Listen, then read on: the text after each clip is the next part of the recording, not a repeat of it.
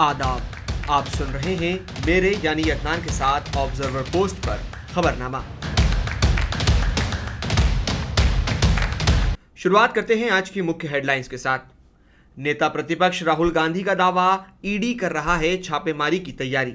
Badminton खिलाड़ी PV Sindhu Paris Olympic से हुई बाहर। लेफ्टिनेंट जनरल साधना सक्सेना नायर बनी आर्मी मेडिकल सेवा की पहली महिला डायरेक्टर जनरल। ओलंपिक फाइनल में पहुंची भारतीय निशानेबाज मनु भाकर। वायनाड लैंडस्लाइड के चौथे दिन आर्मी ने बचाया 4 लोगों को जिंदा।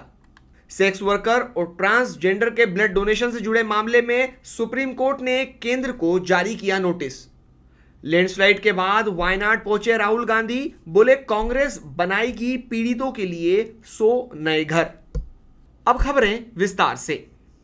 लोकसभा नेता प्रतिपक्ष राहुल गांधी ने सोशल मीडिया प्लेटफॉर्म एक्स पर लिखा कि सूत्रों ने बताया है कि ईडी छापेमारी की तैयारी कर रही है।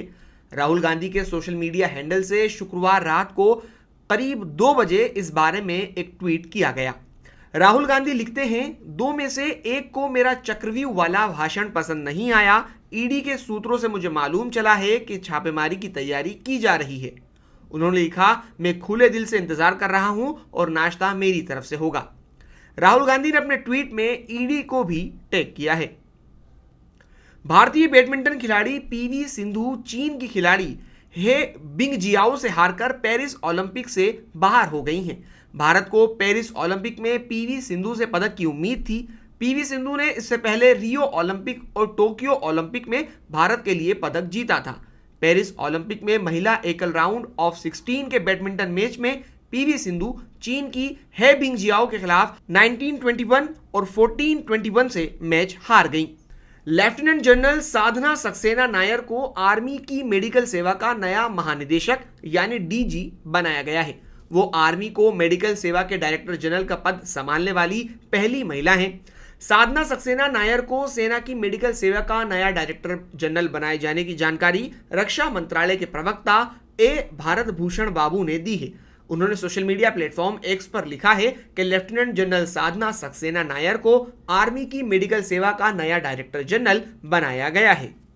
भारतीय निशानेबाज मनु भाकर पेरिस ओलंपिक में 25 मीटर पिस्टल स्पर्धा के फाइनल में पहुंच गई हैं। मनु भाकर पेरिस ओलंपिक में निशानेबाजी की 2 अलग-अलग स्पर्धाओं में 2 कांस्य पदक पहले ही जीत चुकी है। 25 मीटर स्पोर्ट्स पिस्टल स्पर्धा के फाइनल में पहुंचने के साथ ही अब उनसे तीसरे पदक की उम्मीद बढ़ गई है। भारत की ईशा सिंह भी इस स्पर्धा में शामिल थी, लेकिन स्कोर में पिछड़ने की वजह से वो फाइनल में अपनी जगह बनाने से चूक गई। मनु भाकर भारत की ऐसी पहली खिलाड़ी हैं जिन्होंने एक ही ओलंपिक में 2 मेडल जीते हैं।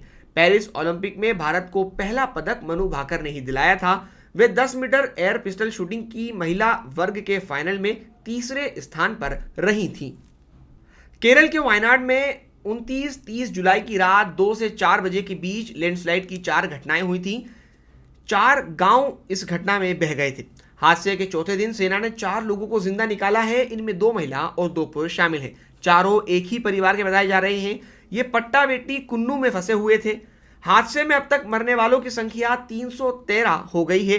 130 लोग अस्पताल में हैं, जबकि हादसे के 4 दिन बाद भी 206 लोग लापता हैं। सेना अब मोबाइल के लास्ट लोकेशन की हिसाब से लोगों को ढूंढने का काम कर रही है। आर्मी के general officer commanding major general VT Mathew ने कहा है कि मंडुकई, चुरलमाला, अट्टामाला और नूल पूजा गांवों में रेस्क्यू ऑपरेशन पूरा हो चुका है और अब केवल डेड बॉडी ढूंढी जा रही है। मौसम विभाग ने 2 अगस्त को वायनाड में बारिश का अलर्ट भी जारी किया था। सुप्रीम कोर्ट ने सेक्स वर्कर्स, गे और ट्रांसजेंडर के ब्लड डोनेट करने पर रोक लगाने वाली याचिका पर सुनवाई की। कोर्ट ने इस पर केंद्र सरकार को नोटिस जारी कर जवाब मांगा है। साथ ही नेशनल एड्स कंट्रोल ऑर्गेनाइजेशन और नेशनल ब्लड ट्रांसफ्यूजन काउंसिल को भी नोटिस जारी किया है।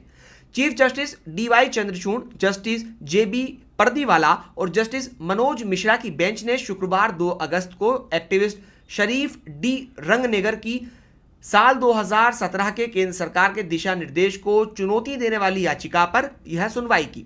याचिका में तर्क दिया गया था कि ब्लड डोनेशन से पहले मेडिकल जांच होती है जिसमें यह सुनिश्चित किया जाता है कि ब्लड डोनेशन के लायक है या नहीं। ऐसे में कुछ लोगों को ब्लड डोनेशन से नहीं रोका जाना चाहिए, यह समानता के अधिकार के खिलाफ है।